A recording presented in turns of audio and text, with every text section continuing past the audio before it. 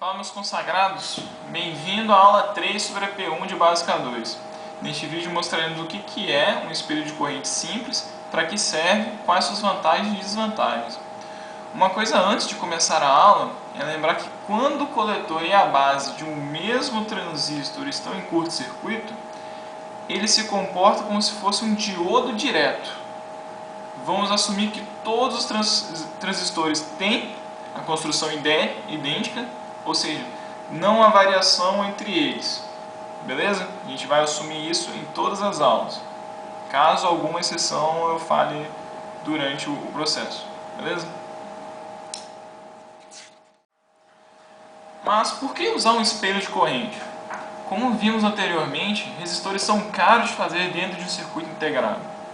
Precisamos de usar transistores para polarizar um circuito de amplificador diferencial. Quanto menos resistores, mais barato e melhor para produzir. E um circuito desse simples de espelho de corrente é bem fácil de implementar, porque você vai precisar de uma fonte de tensão, um resistor, dois transistores. É basicamente só isso, não vai precisar mais de nada. Então o custo é bem baixo. Além disso tudo, temos algo meio esquecido por muitos. Queremos que as fontes de corrente sejam o mais ideal possível, ou seja, a resistência interna, que eu estou chamando aqui de Rout, seja a maior possível. Mas para que isso? Para que esse valor tão grande de resistência? Se você analisar a fórmula da divisão de corrente, vemos que a corrente na carga depende diretamente da corrente da resistência interna, perdão. Seguindo essa fórmula aqui. Se a resistência for muito grande, for bem maior do que a resistência da carga, a gente pode considerar que essa soma aqui seja igual a Rout. E Rout sobre Rout, a gente vai ter que IRL, que é a corrente na carga, é igual à corrente da fonte, que é o que a gente deseja, que é o mais que a gente procura aqui. Agora, o espelho de corrente pode ser visto como dois diodos em paralelo. A gente analisa a descrição do circuito dele, faz a simplificação desse transistor e depois faz a desse transistor, como dois diodos de costas. Como temos dois diodos em paralelo, se um conduzir mais do que o outro, a gente vai ter um problema, porque I0 não vai ser igual a IREF, que é a de referência, que é o que a gente quer, que as duas correntes sejam iguais. Então, por isso que eu sempre reforço, a gente vai considerar que os dois transistores são idênticos, para que essas correntes sejam as mais próximas possível.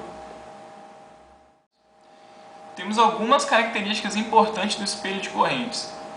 Temos essa relação entre Iout e Ref, que dá igual a 1 sobre 1 mais 2 sobre beta. Eu não vou fazer a dedução, eu quero que vocês treinem a dedução. Não é muito complicado, vai dar um trabalhinho braçal, mas não é nada de outro mundo, é bem simples. E se beta for muito maior que 1, considerando essa fórmula aqui, a gente vai ver que o I0 é igual ao IREF, que é o que a gente quer, que é o espelho de correntes são correntes iguais. É trivial analisar agora como a gente calcula essa corrente de referência. A corrente de referência dá por essa fórmula aqui, a gente vai assumir, fazendo lei de Ohm, que a corrente de base é igual a zero, beleza? Então, IREF é igual a VCC menos a queda de tensão do diodo VBE sobre R. Esse é um dos principais roubos que a gente vai usar, que é o da corrente de base ser muito desprezível em relação à corrente de referência. A gente vai usar em todas as partes dessa aula, então gravem bem esse roubo.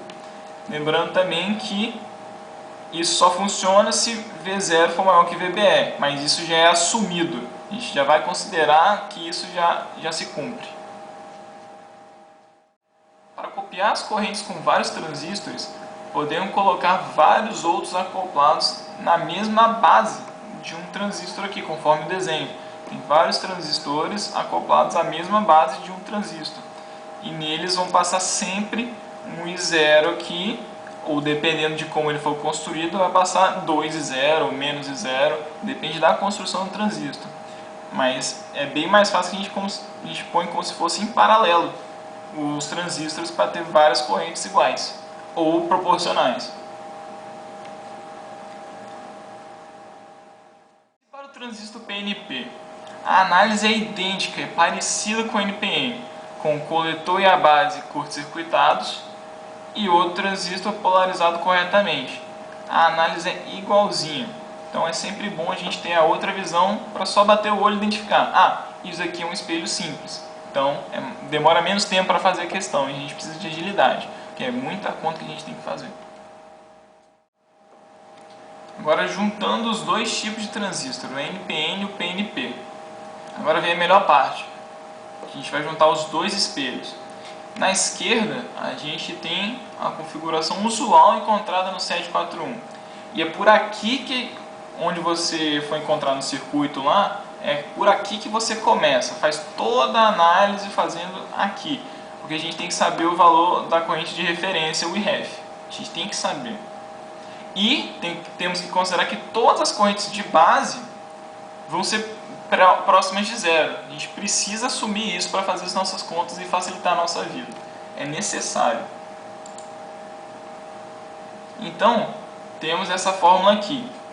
IREF é igual a VCC menos a primeira queda nesse transistor, né, que é como se fosse um diodo, fazendo a análise aqui do lado na direita, menos a outra queda do diodo, mais o VCC, porque só muda a referência. E a gente divide isso tudo por R.